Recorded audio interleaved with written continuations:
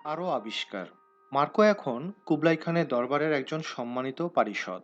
দীর্ঘ সফরের পথে তিনি যেসব তথ্য আবিষ্কার করেছেন, খানকে তার কাহিনী শুনিয়েই তিনি নিরস্ত হননি, বরং আরও তিনি মন লাগিয়েছেন নতুন নতুন আবিষ্কারের কাজে। তিনি খুব অবাক হয়ে গেছেন কাগজি মুদ্রার ব্যবহার দেখে। তখনও ইউরোপের বাসিন্দারা কোনোদিন শোনেনি কাগজি মুদ্রার কথা। মার্কো পরিহাস করে বলতেন যে খান সত্যি সত্যি কিমিয়ার রহস্য জানেন। বলা যেতে পারে কারণ তিনি জানেন মুদ্রা তৈরির কৌশল।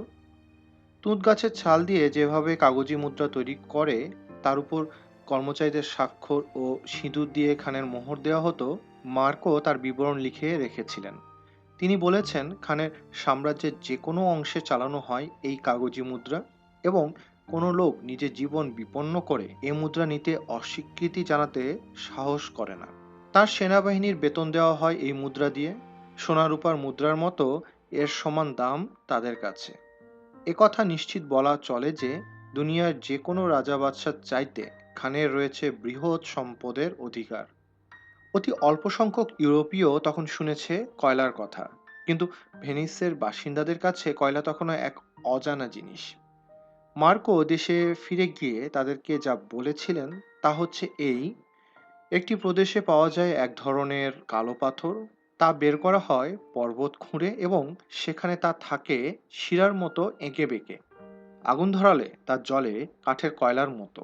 কাঠের চাইতে এর আগুন অনেক বেশি সময় জ্বলে, আর আগুন রাতের বেলা জ্বালিয়ে রাখলে ভোরেও দেখা যায় বেশ জ্বলছে। এ পাথর জ্বাললে তার আগুন থেকে শিখা বেরোয় না, কেবল প্রথম দিকে খানিকটা শিখা দেখা যায়, কিন্তু তাপ বেরোয় অনেক বেশি। ব্যাপারটি মার্কোর কাছে সবচাইতে জরুরি মনে হয়েছে, কারণ চীনাদের মতো আর কোনো জাতের মধ্যে গরম পানি এত প্রয়োজন তিনি দেখেননি। রোজ গোসল করাটা ছিল তার কাছে এক বিস্ময়কর ব্যাপার। তার দেশ ভেনিসে কেউ এতটা গোসল করে না।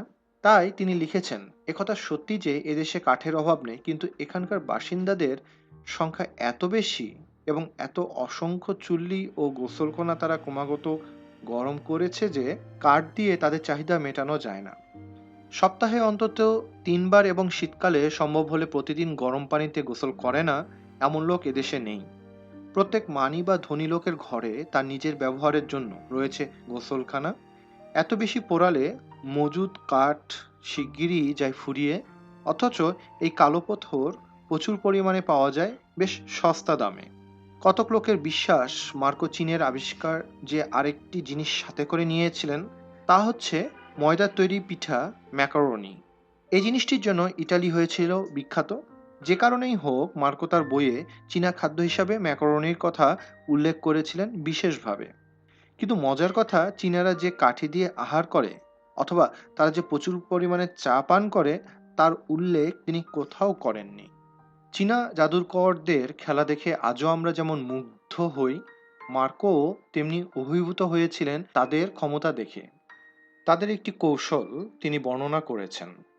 তাদের পৈশাচিক খেলায় তারা এতটা দক্ষ যে তারা যা খুশি করতে পারে, বলা যায়। একটিমাত্র দৃষ্টান্ত দেওয়া হবে এখানে, যদিও তা মানুষের বিশ্বাসের সীমানা অতিক্রম করে যাবে, বলা যায়। খান যখন তার দরবার কক্ষে আহারে বসেন, তখন মাঝখানে একটি টেবিল থাকে বেশ উঁচু করে বসানো, এবং তা থেকে দূরে থাকে একটি বড় রকমের তাক। তাকের উপর সাজানো থাকে সব রকমের পানপাত্র। জাদুকররা অলৌকিক কৌশলে সোরাহি থেকে পেয়ালা ভর্তি করে দেয় শরাব, দুধ অথবা অপর কোনো পানীয় দিয়ে। পেয়ালাগুলো ভর্তি হয়ে যায় আপনা থেকেই, কোনো পরিচারককে তা স্পর্শ করতেও হয় না। তারপর পেয়ালাগুলো হাওয়ায় ভেসে 10 পা ব্যবধানে পৌঁছে যায় খানের হাতে। তিনি সেগুলো শূন্য করে দিলে পেয়ালাগুলো আবার ফিরে যায় যথাস্থানে। এসব কিছুই ঘটে খানের মেহমানদের চোখের সামনে। তারা সবাই উৎসুক দৃষ্টিতে তাকিয়ে দেখে সব ব্যাপার।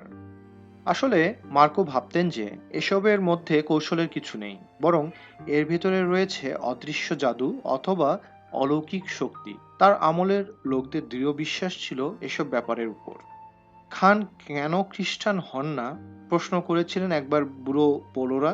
জবাবে খান বলেছিলেন যে তার জাতি যা করতে পারে খ্রিস্টানরা তা পারে না। তারপর তিনি বলেছিলেন, আমি আহারে বসলে মানুষের হাতের ছোঁয়া ছাড়াই দরবারের মাঝখান থেকে পিয়ালাগুলো শরাব অথবা অপর কোনো পানীয় পূর্ণ হয়ে আসে আমার কাছে, আর আমি তা পান করি। অবশ্যই তারের সাহায্যে এসব কৌশল করা হতো এবং মেহমানরা তা দেখতে পেত না। খান অবশ্যই সে তারের খেলা সবই জানতেন। খান তার জাদুকরদের তারিফ করে আরো বলেছিলেন, খারাপ আবহাওয়া আয়ত্তে আনার ক্ষমতা আছে তাদের, এবং আরো নানা রকমের বিচিত্র কৌশলে তারা তা সরিয়ে দিতে পারে আসমানের যে কোনো দিকে। তোমরা দেখেছো যে তাদের তৈরি পুতুলগুলো কথা বলতে পারে